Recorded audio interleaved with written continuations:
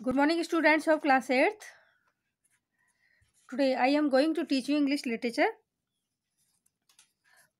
Poem is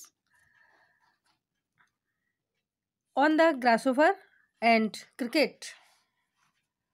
Okay. And this poem has been composed by John Keats. Okay. Any poet of this poem is John Keats.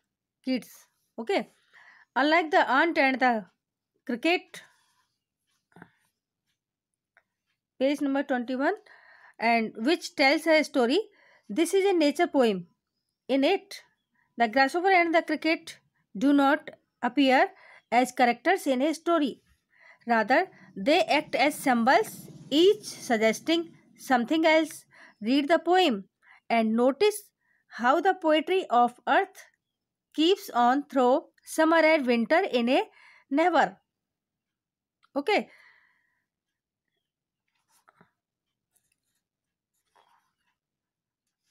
Read the poem and notice how the poetry of earth keeps on through summer and winter in a never ending song.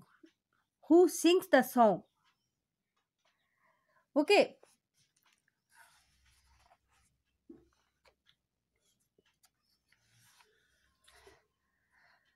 यानी यह एक प्रकृतिवादी कविता है, ना कि चींटी और टिड्डा कविता की तरह जो कि एक कहानी बताती है।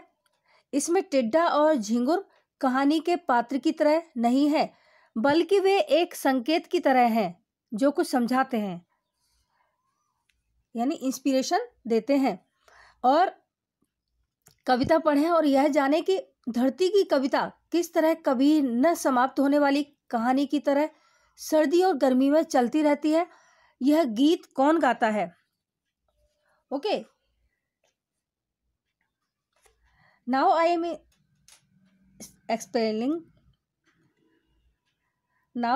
explaining this poem in the short and then line wise. Okay,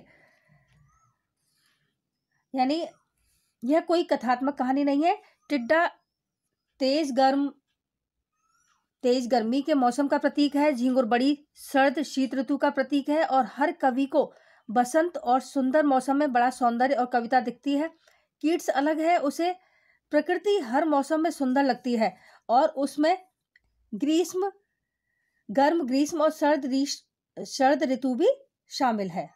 सर्द शीत ऋतु भी शामिल है, गर्म ग्रीष्म ऋतु। पृथ्वी लगातार गाती है, पक्षी गर्म ग्रीष्म में गाना बंद कर देते हैं। लगता है गर्म धूप में वे मूर्छित हो गए हैं, वे ठंडे वृक्षों में छिप जाते हैं। उस समय टिड्डे को पौधों के एक बाड़ से दूसरी बाड़ की ओर उड़ते हुए खुशी से गाते हुए देखा जा सकता है।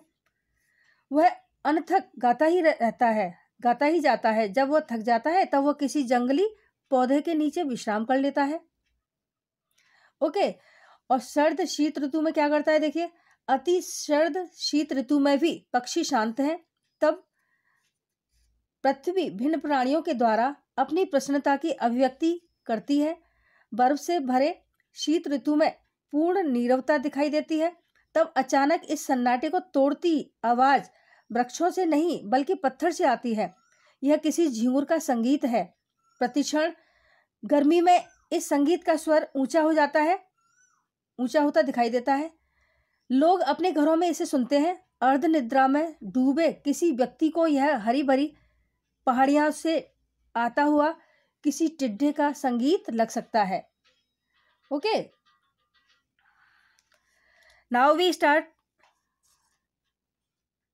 explanation line wise. Okay, the poetry of earth is never dead. When all the birds are faint with the hot sun and hide in cooling trees, a voice will run from hedge to hedge about the new moon made.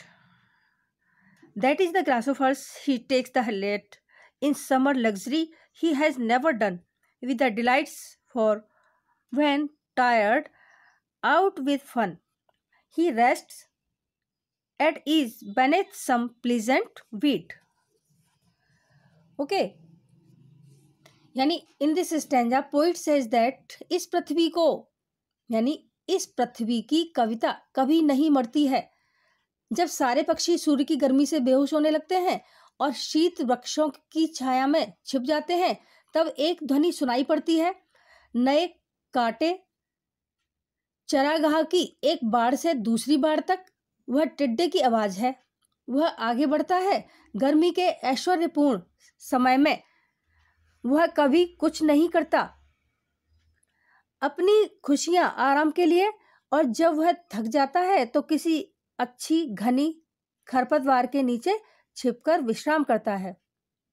Okay, next, the poetry of earth is seizing never on a lone winter evening when the frost has brought a silence from the stone their ships shills, the cricket song in warmth increasing ever, and seems to one in downsiness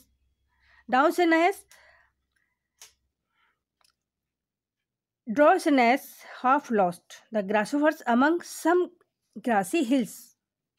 okay, in the last stanza poet says that, यहाँ पर poet कहते हैं कि पृथ्वी की कविता कभी नहीं रुकती है। उसे अकेली सुनसान शरद ऋतु की शाम में जब पाला गिरने पर सब और खामोशी छा जाती है, किसी पत्थर के नीचे से तीखी आवाज सुनाई पड़ती है, तब वो झींगुर का गीत है।